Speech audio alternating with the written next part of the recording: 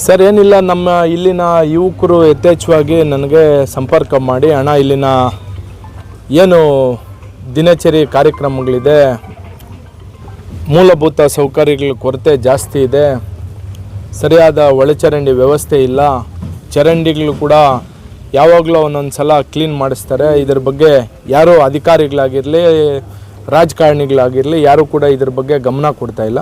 ದಯವಿಟ್ಟು ತಾವು ಒಂದು ಸಲ ಈ ಏರಿಯಾಗೆ ಭೇಟಿ ಕೊಟ್ಟು ಇದ್ರ ಬಗ್ಗೆ ಒಂದು ಧ್ವನಿಯನ್ನು ಎತ್ತಿ ಅಂತ ಒಂದು ಮನವಿ ಮಾಡಿದರು.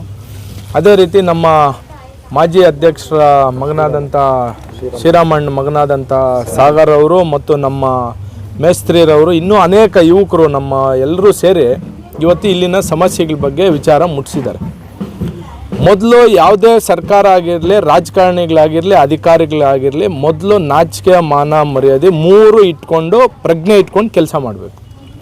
ಯಾಕೆ ಅಂದರೆ ಮತಕ್ಕಾಗಿ ಜನರನ್ನ ಬಳಸ್ಕೊಳೋ ಈ ನೀಚ ಕೃತ್ಯ ಏನಿದೆ ಇವ್ರದ್ದು, ಈ ನೀಚ ಬುದ್ಧಿ ಇದು ಹೋಗಬೇಕು. ಈ ಹಿಂದೆ ನಾನು ಸರ್ಕಾರಿ ಮುಂಭಾಗದಲ್ಲಿರ್ತಕ್ಕಂತಹ ಕೂಗಳಿತೆ ದೂರದಲ್ಲಿ ಏನು ಕೆಲವೇ ಹೆಜ್ಜೆಗಳ ದೂರದಲ್ಲಿ ಸರ್ಕಾರಿ ಜಿಲ್ಲಾಸ್ಪತ್ರೆ ಇದೆ.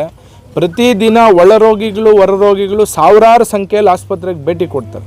ಇವತ್ತು ಮೂಲಭೂತ ಸೌಕರ್ಯ ನೀವು ಸರಿಯಾಗಿ ಕಲ್ಪಿಸ್ಕೊಟ್ಟಿಲ್ಲ ಅಂದರೆ ನಗರನೇನು ಉದ್ಧಾರ ಮಾಡ್ತೀರಾ? ನಗರದಲ್ಲಿರ್ತಕ್ಕಂತಹ ಜನಸಾಮಾನ್ಯರನ್ನ, ಬಡವ್ರನ್ನ, ಅದರಲ್ಲೂ ಕೂಡ ನೋಡಿ ಎಲ್ಲ ನಮ್ಮ ದಲಿತ ಕುಟುಂಬಗಳೇ ಇಲ್ಲಿರೋ ಅಂಥದ್ದು ಏರಿಯಾದಲ್ಲಿ. ಇನ್ನೇನು ನೀವು ಅಂಬೇಡ್ಕರ್ ಫೋಟೋ ಇಟ್ಕೊಂಡು ಅಂಬೇಡ್ಕರ್ ಫೋಟೋ ತಗಲಾಕೊಂಡು ಅವರ ಒಂದು ತತ್ವ ಸಿದ್ಧಾಂತಗಳನ್ನು ತಾವು ಪಾಲನೆ ಮಾಡಲಿಲ್ಲ ಅಂದರೆ ಇನ್ನೇನಕ್ಕೆ ನಿಮ್ಗೆ ಅಧಿಕಾರಿಗಳು ಬೇಕು, ಇನ್ನೇನಕ್ಕೆ ನೀವು ರಾಜಕೀಯದಲ್ಲಿರಬೇಕು, ಇನ್ನೇನಕ್ಕೆ ನೀವು ಸಂಬಳಗಳು ತಗೊಬೇಕು ಅಂತ ನಾನು ನೇರವಾಗಿ ಅವ್ರನ್ನ ಪ್ರಶ್ನೆನೇ ಮಾಡ್ತಾಯಿದ್ದೀನಿ. ಈ ದುಸ್ಥಿತಿ ಈ ಕೂಡಲೇ ತೊಲಗಬೇಕು. ಮಾನ್ಯ ಸರ್, ಖಂಡಿತ ಈಗ ನಮ್ಮ ಹಿರಿಯರು ಇಲ್ಲಿರತಕ್ಕಂಥ ಎಲ್ಲ ಯುವಕರು ನೋಡಿ, ಬರೀ ಯುವಕರೇ ಇರೋದಿಲ್ಲ.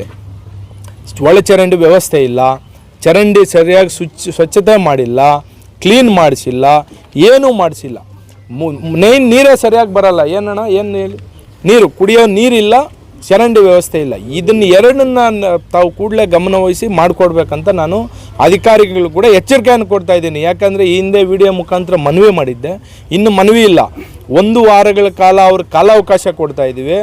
ಏನೇ ಅವ್ರ ಕ್ರಮ ವಹಿಸಿ ಈ ಚರಂಡಿ ಕ್ಲೀನ್ ಮಾಡಿಸಿಲ್ಲ ಅಂದರೆ ನೇರವಾಗಿ ಇಲ್ಲಿರೋ ಹುಡುಗರು ನಾವು ಎಲ್ಲ ಸೇರಿ ಚರಂಡಿ ಕ್ಲೀನ್ ಮಾಡಿ ನಾವೇ ಟ್ರ್ಯಾಕ್ಟರ್ ತರಿಸಿ ತುಂಬಿಕೊಂಡು ನಗರಸಭೆ ಒಳಗಡೆ ಹಾಕಿ ಪ್ರತಿಭಟನೆ ಮಾಡೋದಂತೂ 100ಕ್ಕೆ 100 ಸತ್ಯ.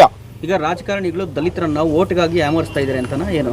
ಖಂಡಿತ ಸರ್, ಈಗ ಪ್ರತ್ಯಕ್ಷವಾಗಿ ತಾವೇ ಕಂಡಿದ್ದೀರಾ. ಇನ್ನು ಓಟ್ಗಾಗಿ ಯಾಮಾರಿಸಿರೋದಲ್ದಿರ ಇನ್ನೇನು ಎಷ್ಟು ಜನ ರಾಜಕಾರಣಿಗಳು ಬಂದವರಣ್ಣ ಒಂದು 3 ವರ್ಷದಿಂದ ನಿಮ್ಮ ಏರಿಯಾಗೆ? ಅಲ್ಲ, ಏನೇನು ಮಾಡೋರು ಬಂದು ಏನು ಮಾಡಿಸ್ಕೊಂಡು ಹೋಗೋರ? ಅಷ್ಟೇ. ರಾಜಕಾರಣಿಗಳಿಗೆ ಬಂದು ಮಾಡಿರೋದು ಇಷ್ಟೇ. ಜನ ಬುದ್ಧಿವಂತರಾಗ್ತಾ ಇದ್ದಾರೆ, ಎಲ್ರಿಗೂ ಕೂಡ ಜ್ಞಾನ ಇದೆ. ಅದರಲ್ಲೂ ಕೂಡ ಇವತ್ತಿನ ದಿನ ವಿಶೇಷವಾಗಿ ಯುವಕರು ಜಾಸ್ತಿ ಮುಂದೆ ಬಂದಿದ್ದಾರೆ. ಎಲ್ರಿಗೂ ಕೂಡ ಎಲ್ಲ ಗಮನ ಇದೆ. ಮುಂದಿನ ದಿನಗಳಲ್ಲಿ ತಕ್ಕ ಪಾಠ ಎಲ್ರಿಗೂ ಸೇರಿ ಕಳಿಸ್ತಾರೆ ಅಂತ ನಾನು ಭಾವಿಸ್ತಾ ಇದ್ದೀನಿ ಸರ್.